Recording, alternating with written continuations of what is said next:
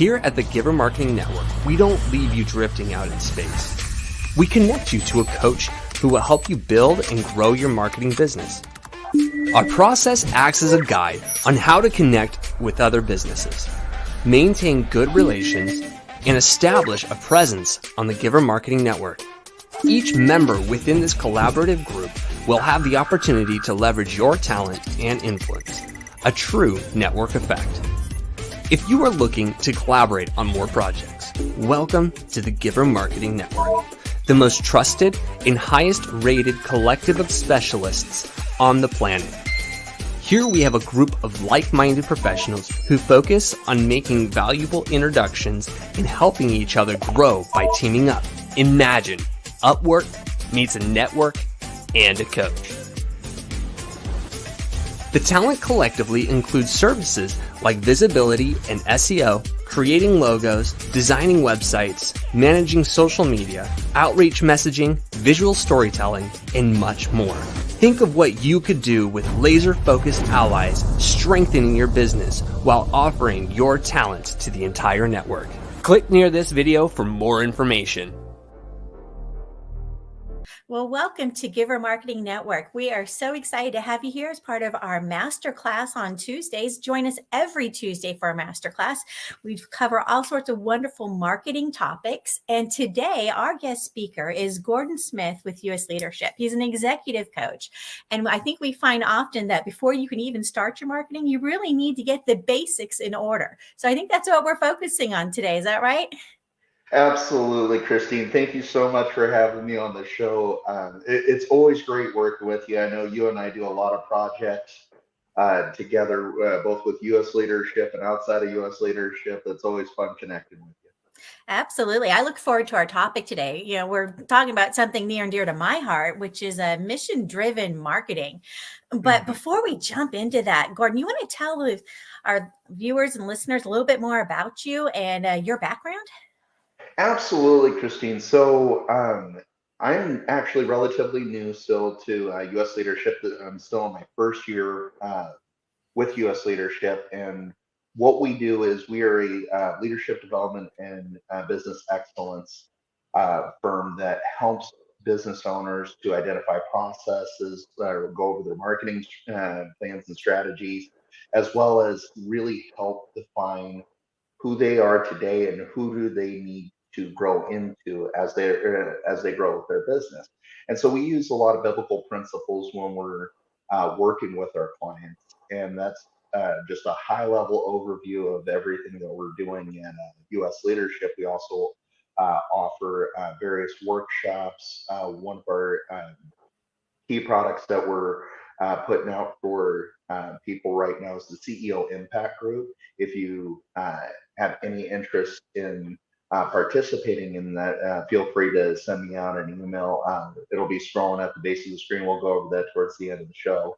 But a little bit more about my background. Prior to U.S. leadership, I completed my master's degree in finance through Southern Methodist University in 2022. Prior to that, I served in the Army for 13 years as a combat medic, and I've been exposed to a lot of different elements there. One thing from my military experience that's really helped me with understanding marketing and strategic messaging that I was able to get from during my time with civil affairs. And so I've been able to look at how are we showing effective partnerships and reflecting what our mission is to every stakeholder that's involved, whether they be very much so involved at the strategic and policy level, or just the person walking on the street. How do they understand the message and how are they consuming it in order to understand what's going on around them? So I'm really excited in talking about mission-driven marketing. That's something that Christine and I have talked about at length over our time getting to know each other. And both of us are very passionate about working with groups that have a specific mission in mind that they want to succeed in, whether it be for-profit, nonprofit, faith-based, or just a regular for-profit company. Everybody has a mission that they're out to successfully complete. And so when we're talking about mission-driven marketing, what we're talking about is actually getting your purpose in line and to your key market demographic. Yeah, great explanation. Absolutely. And when it comes down to mission driven, right, we have a big heart, and that so giver marketing is all about that, right? We want to help people that want to do good in the world. So, and I think a mission, your mission can be nonprofit focused, or, like you said, it could be just your business wants to do good in the world. And we hope everybody wants to do good in the world. Those are the people that we're looking for, and we love to help. So when you mentioned mission driven marketing, I got so excited. and, and Christine, mission-driven marketing isn't something that U.S. leadership officially calls it. That's just something that I like to call it, and it's something that you and I have brought up in conversation. But the elements are still there with whether you call it mission-driven marketing, purpose marketing, or just regular marketing. It's all about telling the story of what your product is, what your service is, how is it used, and why should people be attracted to it. And so we're going to be going through that here in just a moment. Sounds good to me. What do you have for us today, Gordon? Well, so if you'll give me just 1 second here, I'm going to get up here on the slide.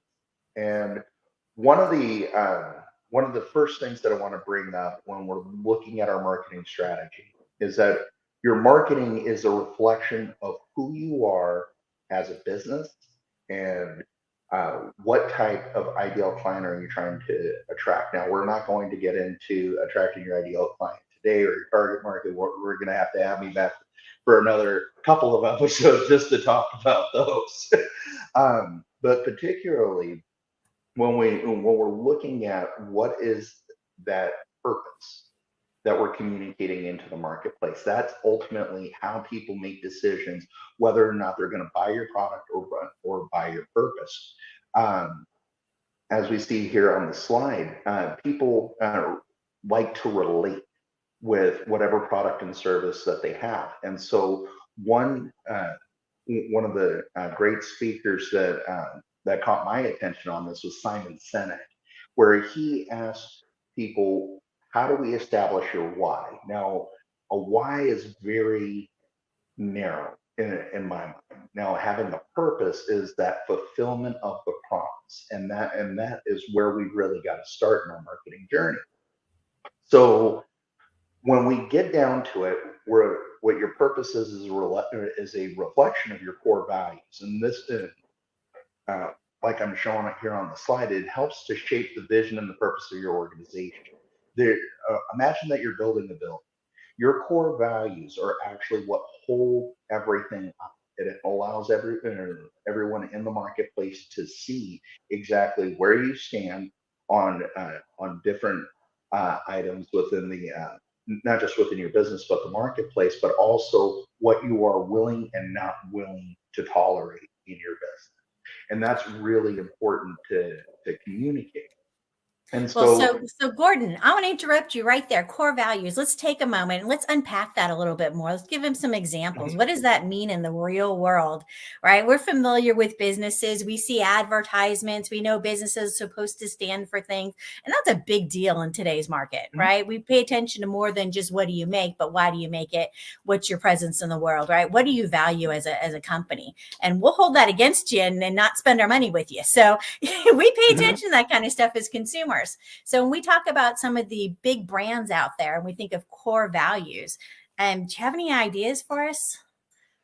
oh yes, when you're expressing your core values, what does success mean? If that's a core value for you, well, success means that I'm moving up the bottom line. No, how is success tied into business? How is it reflected? For me, one of my personal um, core values is safety and security. I'm not going to do anything that's going to put myself in unnecessary risk for myself or for my wife and my son.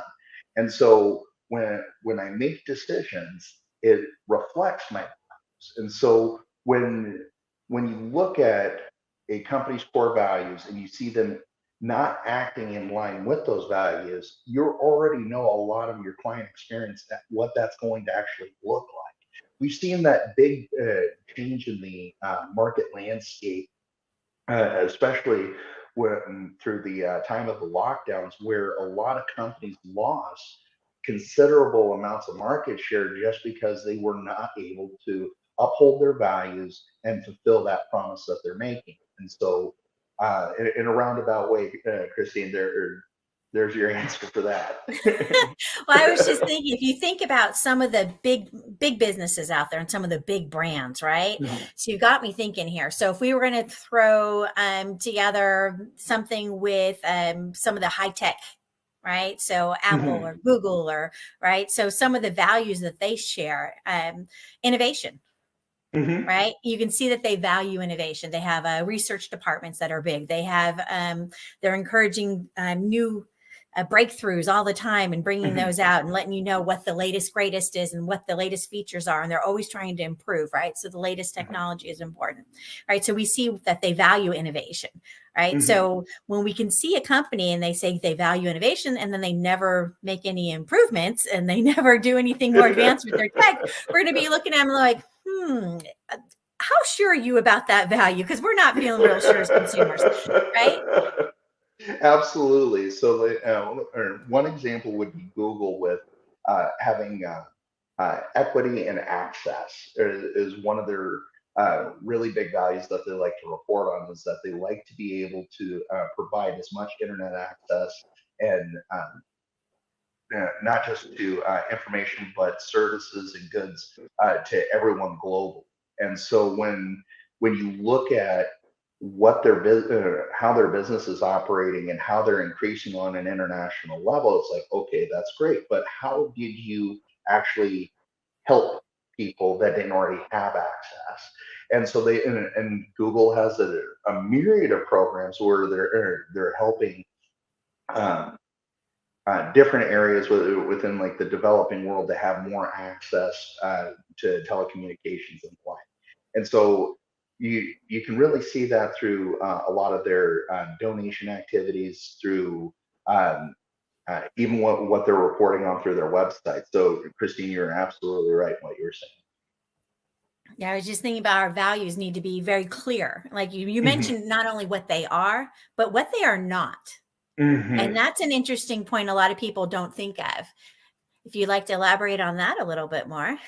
Oh, absolutely. So when you're looking at, like I was initially saying, when you're looking at values, there you have to also describe what that means, because people are going to have different viewpoints on what a single word means. And so having that clarity and being able to provide that definition really helps to unmurky the waters, and really helps to align expectations that people are going to have. Now, when you have lip service values, as I like to refer to them as, people can see that. People can see that there's not a lot of energy, there's not a lot of passion behind those values, and that's where you start running into issues when you're not living out a core set of values within your business. So um, this also is going to tie in beautifully into establishing your vision as well, Christine. So do you mind if I head off into there? Go for it. So when we're looking at our core beliefs, our core values, and we're building where we're going, we're taking that piece of the market with us.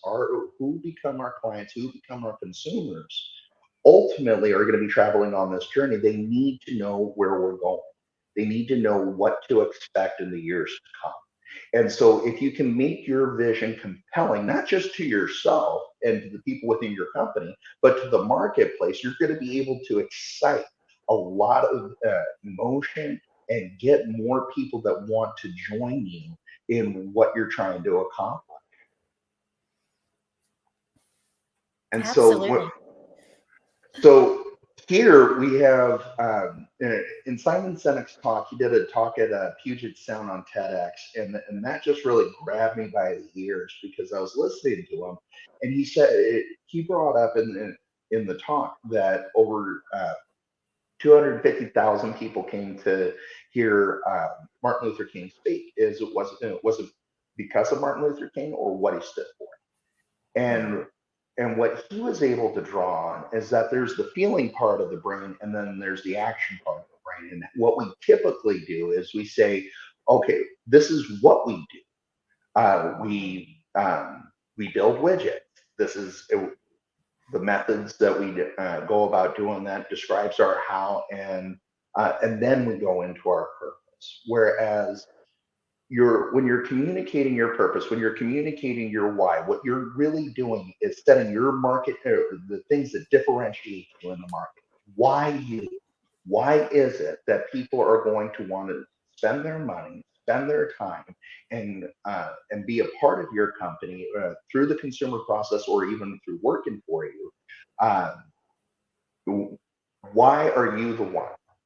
And so when we look at that, if we start with communicating that purpose, what we do is we end up pushing past that part of the brain that says, I need to act right now, to where we're stimulating feeling, we're stimulating emotion.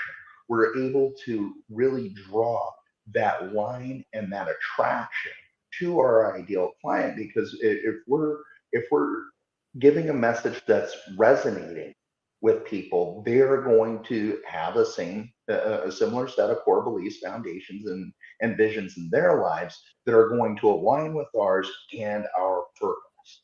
So as we move out, as we move out from why, we go into the how. What are the processes, the unique pieces of technology that allow you to really bring this special purpose to fulfillment? How are you going to sustain it? And then it's speaking to the what type of industry that you're in. That's the what. So Simon Sinek said in his presentation that Apple showed that they believe that they're going to move past the status quo. They're going to help change the market. They are going to be effective agents of change. How they're going to do that is with user-friendly computers that have a beautiful interface and easy to use. Now, their what is they build computers.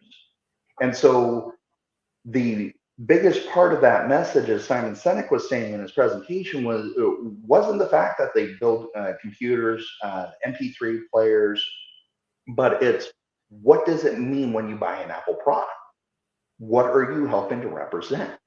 And so when we look at that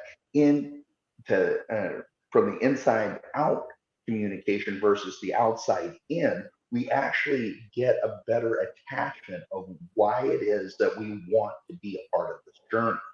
And so, like I said, with the out going inward, all you're able to communicate there is what you're doing and how you're just like everybody else in the marketplace within that specific industry. That's not really helping your case for why people need to work with you. Simon Sinek drew on an example of Gateway. They tried producing flat screen TVs and it failed horribly. Why? Because they didn't communicate. They said, "Hey, we're a computer company that's making flat screen TV." Although Apple, Samsung have been able to do that with very few issues, and be able to actually have that as a part of the product offering to the marketplace. And so, but it's also because of how they communicate, why they exist to their consumers and to the world at large. Absolutely right. And then when you tie that in, like you said, it's the marketing. How are they communicating that with the outside world? And I think Apple does a really good job with their why. As part of that is the community, right? Mm-hmm. Apple has created their own community of very loyal followers, right? So if we could all create that kind of loyalty with our consumer base, right? How did they do that? Well, like you said, they really made it clear what their why is, right? Why Mm-hmm. do we care? Why do we want to be a part of this, right? Their values are something that's important to us that we can relate to, and we see the benefit in it, and we see the benefit to us, Mm-hmm. right? Absolutely. And another great example of this was several years ago. Nike did a great Super Bowl commercial. It had Venus Williams on it, Tony Robbins, Sir Richard Branson, and um, and the whole commercial was about overcoming obstacles that are in your path? What is standing in the way of your excellence? What is going to need? And what is it going to take for you to come from dark into light? And what are they talking about? Or all they're talking about are their shoes, but they're talking about the early morning runs. They're talking about, that the disappointment that you're going to see, the pain that's going to be involved with that as an athlete. And what are you willing to do to push past that? You're going to need our products to do that. Here you go. And so when you look at those creative marketing strategies, what they do is they excite and motivate people, but they also help to introduce various disciplines into your life, like Nike did, through physical fitness in their apparel, and now you have all the right gear to go out every day and make that change. Where Right. Apple, Well, I was just thinking then the Nike thing, the shoes, right, ties back into those values you were talking about. What? Strength, endurance, not quitting, commitment, right? Health, all that kind of stuff, all rolled into one. All those values come through their marketing, right? We see all that and we see the why. It's more than just the what. Look, I have a shoe. How? Well, we make them really well so you can run good. Okay. And go buy our shoes. Yeah, there's so much more to it than that, right? oh, absolutely.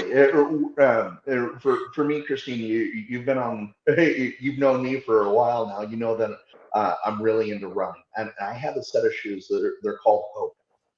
Those are $140 pair of shoes. Why did I spend that money on a pair of shoes? Because of what they are, what they can do. And what they do is that they have an excellent technology, but it's also the official shoe uh, Ironman racing. It is the shoe that every competitive runner has that is pushing the limit, that's going further, and that's ultimately what you're seeing and what you're getting is being drawn into that community, as you said, like what Apple did. Apple, um, I think they've taken their attachments with groups and being able to attach it also as a status symbol really made them different than, let's say, Samsung. I've yet to see a Samsung ad on the internet or on TV that was really as exciting as when you look at something from Apple. When you look at celebrities, you look at them in their music videos, or people still do watch those, by the way. But what are they doing? They're making references to Apple products. They're not saying, oh, look at my Samsung Galaxy that I have here. No, you show an iPhone and it automatically triggers that this is a quality product that I spent a lot of money for and only exclusive people can have it. And that was another part of their branding that they were able to connect with people on, that whereas their purpose will get the bulk of their market share, but that peripheral piece of the marketing that says, okay, we're also a status symbol. If you're going to drive a Mercedes, you also need to have an Apple product, and really kind of drawing the relationships between other high-end brands into their own marketing. It's absolutely wonderful to see that. It is. And people think, oh, marketing, it's just social media. It's just an ad. It's just that, oh, there's so much thought that goes behind these campaigns, right? The values, the whys, it's all tied in. It's so much deeper than most people really stop to think about. And they spend a lot of money putting these things together, right? Marketing is expensive. The reason why is they're working on all these different levels that most people aren't realizing when they're watching the ad. Right. You see an ad. Oh, that was neat. Right. Or we all like to watch Super Bowl ads. Right. And oh, that was funny. Right. But somewhere in our subconscious, right, we're realizing the values and what's tied into, like, oh, well, this company represents family. Well, how do you know? Right. Because that's what they're talking about. That's what they're illustrating. That's what they're using. Those are the kinds of things that are going on in their commercials and their marketing. Right. So it all ties in so closely. Yeah. And when you're talking about, especially in today's market, when as we've seen, like ESG really start picking up steam with a lot of major corporations, we're starting to see a lot more shareholder activism.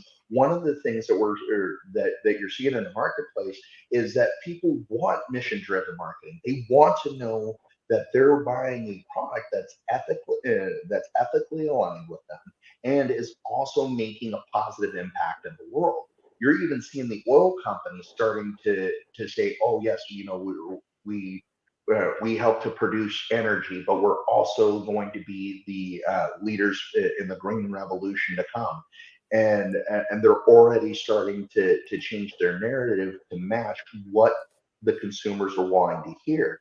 Now, one aspect of mission-driven marketing that I just kind of want to get a little bit off topic here, but it's still related, is what you said about social media and how we communicate the message.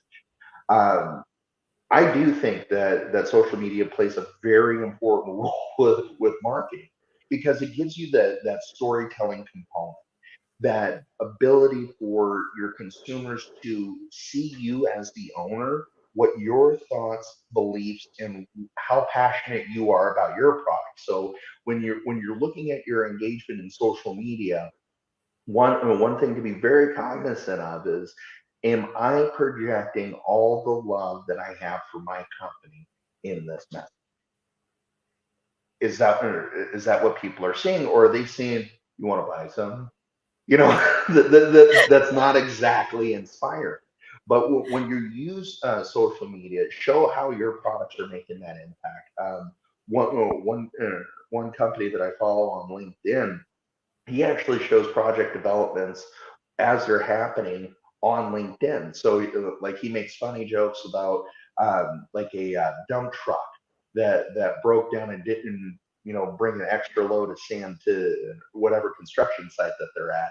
And he talks about that challenge. How did he overcome it? And ultimately, what is the overall impact of all of the work that they're doing? So when we look at uh, getting value out of social media, we have to spend the time in.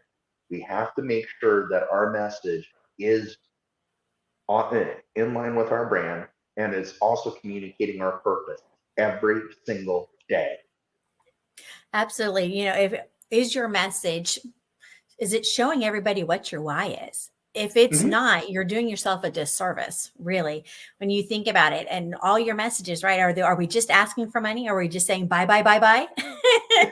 Right? Or are we actually telling people why they should buy with us in particular, right? And it's more about building that brand, building that culture more so than, you can buy an apple anywhere, but this apple is special. Well, yeah, and you are bringing up another great point, Christine, is that when we're looking at, yes, we're using our marketing typically when that discussion is about getting new customers to come and get our service or get our products. But what about the marketing that we do for the people that are already within or that are consuming our products and services? How are we speaking to them? How are we building that community? And so when we look at, as you said, communicating the why, it's also a reminder to your current customer base about why they still need to be a part of this vision. What are you doing to communicate to not just the new people that you want to come to your company, but the people that are already there? And how do you Absolutely. recognize them? Yeah, you want to keep them coming back because, well, they tried your product. You go down a shelf, let's say for products, and there's 20 different types of bread on the aisle, or 20 different 100 different types of cereal, right? And how do you decide they're going eeny, meeny, miny, mo? Well, this one's a little bit more, that one's a little bit less, but then you remember something Mhm. about their marketing, something about their campaign, or they've got something on the box where, we're donating to or support this, or you're like, oh, well, that's good. It's worth a little Mhm. bit more money for that, right? And we pull that off the shelf, right? We can be impacted by that when we see something that grabs our attention and we see their why. Right. And we Mhm. see that in all the different kinds of marketing, from special ads like that, or, we talk about story and video, right? Video Mhm. is huge right now. So use video whenever possible to share that story with us. And it's not even, this is important to us because of this, right? You can merely tell the story, right? Mhm. And you're associated with that story because you told it. Mhm. One thing that I've been seeing a lot on Facebook being done really well is that when people are communicating their stories, they're communicating both the good and the bad that is happening. And they're, when you look at these videos, they're not done with really expensive equipment. They're using a lot of these folks are just using their phone and capturing moments in time that they feel that need to be communicated. And so when we look at our overall marketing strategy, yes, we do need to have a considerable amount of money set aside to be able to do our formal ads, do our marketing campaigns, and our calls to action. But what are those opportunities that we have to communicate that we need to leverage that aren't that expensive? And again, it's all about communicating that purpose with clarity, attaching it to your vision, and being able to speak on your core values. How do we keep circulating that narrative, and as it continues to grow, show that you're also listening to your consumers? Well, and I want to add in also, what came to my mind when you're talking about that was authenticity, right? Mhm. Those short reels that are real popular right now, it's the moments in time where you're telling the story. And like you said, the good, the bad, what went well, what didn't, and showing your decision-making process, why you made the decision that way says a lot about your core values, right? When you're talking about how you made a decision, right? You're showing this is what's important to us, and this is what our thought process is like, and this is why we made this decision. I mean, what a great opportunity to share those values and be transparent and honest and authentic about what you're doing and why you're doing it. And that's one of the things I think that really draws in your viewership and your consumers and everybody out who's following you, right? They want to know why you're doing what you're doing. And when you're transparent like that, I really think that helps. Well, yeah, and so when you're communicating your purpose, all that is telling, hey, this is what you're going to catch us doing all the time. And as long as, and I hear transparency, I hear authenticity all the time. I do not like buzzwords, but uh, the one thing that I will say is that if you're if you truly want to be authentic and don't have it be forced, just be who you are in the marketplace by living out your purpose. It's the one of the easiest ways for people to relate. Yes, this is what they said, this is what they're doing, and it all makes sense. It gets that frontal part of the brain to be in agreement that yes, I made the right choice, and quickly. Absolutely, because it's the contradictions that make us hesitate. And with most people and consumers especially, if they have to hesitate, the answer is no. Mhm. Right? If we get Absolutely. confused, if we get lost, if we're not sure, that hesitation shows up as a no. We're just not going to move forward with that because we don't feel comfortable with it for whatever reason. So you really want to make sure everything is congruent. Well, and you said it right there. Simon Sinek also brought that up. I don't feel like this is right. My heart says that's that emotional part of your brain, the inner part of your brain that is driving, helping to drive that decision. And so that is why, again, your purpose needs to not focus on what you do, but why you do it, and why are you that entity to bring it into the marketplace to be fulfilled. Absolutely. That's huge. So let's take a moment and review what we were talking about here for different takeaways, right? So people can remember, right? What were they working on, right? So we've been talking about mission driven marketing, right? So you've got a mission. Hopefully it's to do good in the world, not bad. So mission driven, right? So what is it that you're really trying to accomplish? What are your goals, right? And, what is your purpose?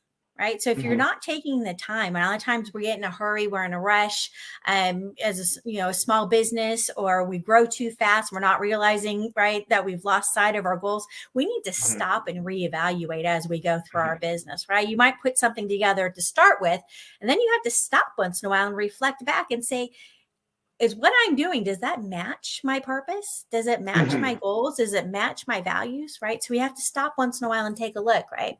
Because it's not just about our products and our services, right? It's why, it's what makes us unique. And I want to just kind of caveat off of something that you said about growing too fast. When you're growing too fast, it's easy for a lot of companies to lose sight of their core values, their purpose. But that's also why we need to have that purpose being ingrained into the foundation of the company. That we are only successful is when we're fulfilling our purpose, which is fulfilling the promise for our consumers and our fellow market participants.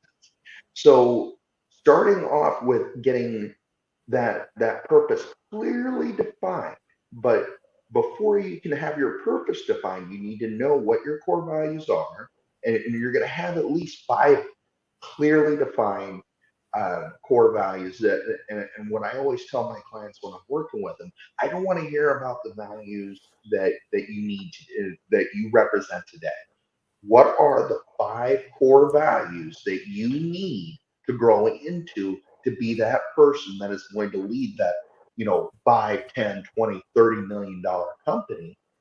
You're going to have growth, a different mindset as you're growing that company, and as your message, and how is your message going to change from a one-man show to having a $2-3 million company to now being operating at higher revenues. What does that look like, and how are we changing, and how are we informing our consumers that these changes are happening, and why? Because of where we're at and the success that we've had. A great example of that would be Hilton Hotels. When they talk about challenges that they're experiencing, they always relate back to their values and about where their loyalties are to not just their consumers, but their employees, their shareholders, and the wider market at large. Why they are going to continue to have their longevity, and we're having to we're experiencing a change right now, and so this is how we changed, why we changed it, but we're still the same company fulfilling the same purpose, and they were very intentional in doing that. So that's just one great example. Well, yeah. And you mentioned, like we said, when you're growing, right? Stopping, reevaluating, do you make changes? And are these changes reflecting your core values? And I think a lot of times that can help a company decide whether or not they want to add on a new service or a new product, right? And they stop and ask themselves, does this support our goals, our vision? Does this support our values? And if it doesn't belong here, right? It keeps you focus, and it keeps you from getting too distracted off in different areas, right? Because I think that's where we've seen some large businesses, as they get successful and they decide they're going to branch out into all sorts of different areas that are not their area of expertise, right? And so they end up floundering, right? Because they're not staying focused and true to their core values and their mission and what they're really trying to accomplish, right? They've gone off in areas that are not their area of expertise. And I know those that know me know that I'm involved with the DFW Veterans Chamber of Commerce. And when we put ours together, we very specifically said, what are our core values, right? Is it leadership, honor, integrity, service, right? These are things that are important to us, right? And so when we look at what we do, does it serve those core values? If it's not, right, we need to reevaluate what that is. And is this something we really should be doing, right? And if our vision is to bring together the veteran community, what we're doing, our activities, our services, or the products that we offer, does it align with that, right? Which ties all back to that mission-driven, organization, which obviously the DFW Veterans Chamber is, right? But it is so important when figuring out who you are as an organization. Then you can move forward from there. And if you move too fast and you missed it, you got to go back and do it, and you still got to review it once in a while. Mhm. Well, and when you're talking about using your core values and your purpose to help make business decisions, it's a really great um, uh, bar that when you're looking at doing business with somebody, you can say we're not going to do this because it just doesn't align with our values. It doesn't align with our brand and who we are. That says something to whoever is coming to to work with you. Now, when we think about marketing, we think about getting the yes, but it's also allowing us the grace to be able to say no and give a great reason why. It, Mhm. if we see that a company that wants to come and work with us is not uh, uh, does not have their fundamentals together and their values are completely contradictory to ours, I already know that relationship is not going to be successful. And so, rather than spending the time, the energy, trying to flush various bad experiences out, you can really revert back to, hey, this isn't going to work with us because of our values and our purpose. And so while it helps you to say yes, it helps you to say no, but it also safeguards your reputation and what you stand for in the market. Absolutely. Because like we said, the consumers are looking for that consistency, right? And if when you go off and go off the reservation, that doesn't work anymore. You got to stay to your core values. Absolutely. So review your mission statement, right? If you're Mhm, starting out with a new business, you got to make sure that's clear. And if you already mhm, have a business, go back, review it, make sure it's accurate. Every once in a while, you got to go in and tweak things a little bit, right? mhm, Review your values, right? Is what mhm, you're doing, is that going along with your core values? And then are you sharing that with the greater public? Are you sharing that with your consumers, with your current clients? Are you sharing it with your prospecting clients, right? Are you helping to build that sense of community based on those core values, mhm. right? And so beliefs tie into your business. So what do you have going on there with the beliefs thing? You want to wrap that one up again? Oh, absolutely. I love talking about beliefs. So when we are sharing the thought of our company with the broader marketplace, what made you get up out of bed one day and say, gee, I think this is a really great idea? Whatever that was, that is a story that needs to be told. And that beliefs, the beliefs that you had that helped to carry you to launch that new idea. Anybody who said launching their business was the easiest thing they've ever done, I'm very doubtful of that. It is a hard experience because while you think, oh, hey, I got this bright idea. I'm gonna change the world with this service, this product, and then you go to start, and then you discover how much you don't know. So when you look at what are those beliefs that not just help you grow, but also help maintain your business's integrity during the challenging time? What are you going? How is your business going to be able to withstand um, uh, the economic shocks that happen, the big trends of shareholder activism? How are your businesses going to be affected by supply chain disruptions? And your supply chain disruptions does tie to your beliefs because you can show that you believe in that you are going to endure. You are going to not only survive this time, but you're going to thrive. And so, having these values, having these beliefs, communicating it back to your purpose really helps to also preserve that faith and that reputation of your Absolutely. So when we tie all that together, our mission, our values, our beliefs, our vision, I mean, it's time to It's a take a look. lot. Once you've got all that done, now you can kind of say, okay, now how does this reflect into my marketing? And is my marketing and the relationship I'm building with my clients and my prospective clients, is it an alignment, right? Mhm, Is this somebody that you want to do business with? Right. mhm. And if you can look at your own marketing and say, that's not really somebody I want to work with, guess what? No one else wants to work with you either. So Absolutely. When I look at companies that, because I help to also do business development for U.S. leadership, if I can't clearly see that a company has their core values, um, I automatically put a question mark if I want to work with them. Just because if they don't have that clarity, it's going to be very difficult to introduce that.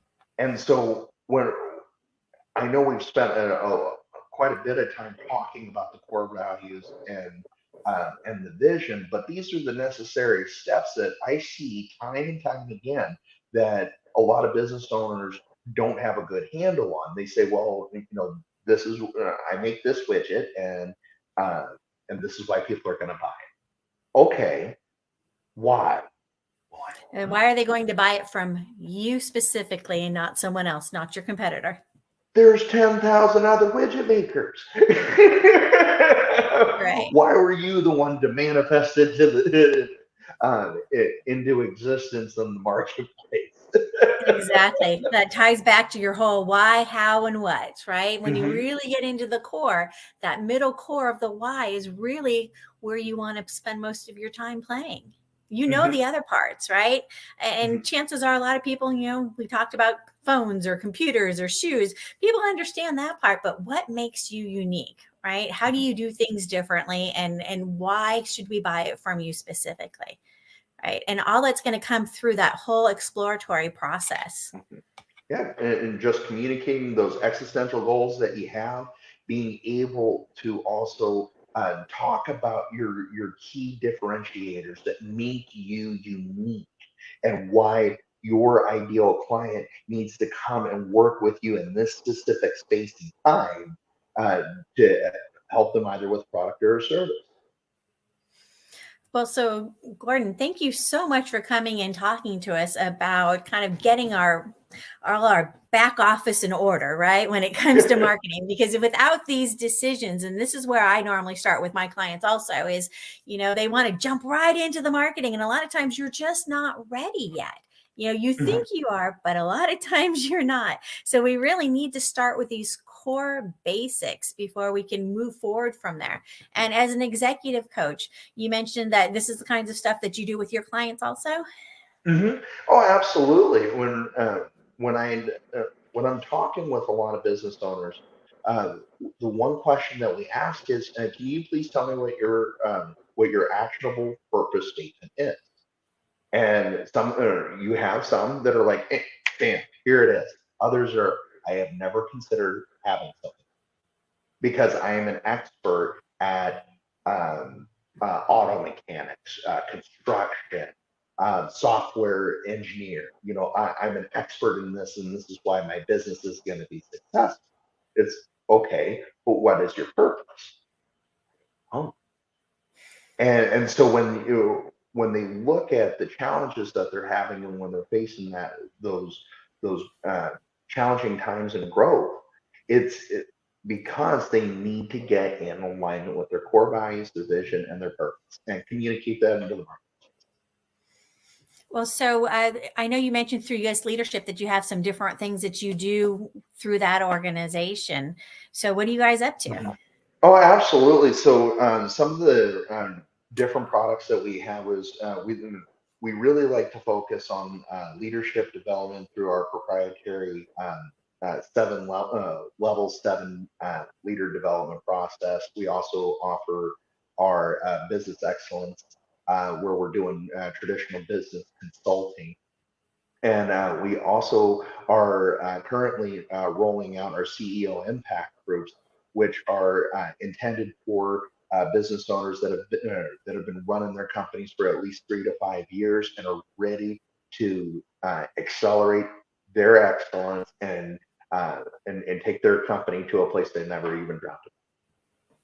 Wow. So it sounds like you come with a lot of experience here with this whole leadership and business side. So we appreciate you taking the time with us today to help us understand a little bit more with our core values and our mission-driven marketing.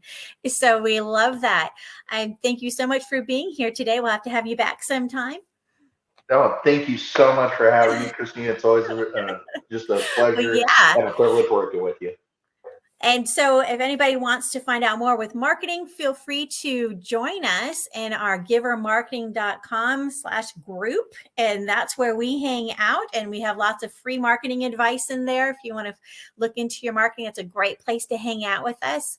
You can also text for more information. So if you wanted to reach out, you can text to 916-919-1601 and find out more about Giver Marketing. We love to help. We're all about mission driven. We're all about helping people take their business to the next level. So this is what we do every Tuesday. You want to hang out with us at 8 a.m. on the Pacific Coast time, 10 a.m. and Central Standard Time, and then at 11 o'clock on the East Coast. So come join us every Tuesday. The topics change weekly. This week, we were lucky enough to have Gordon Smith, and he came from U.S. Leadership, an executive coach. So we loved having you here today. We look forward to having you back, and we'll have a lot of fun next week. Check in. Come hang out with us again next Tuesday, and we will be here. Thank you, Gordon. Hey, thank you so much, Christine. You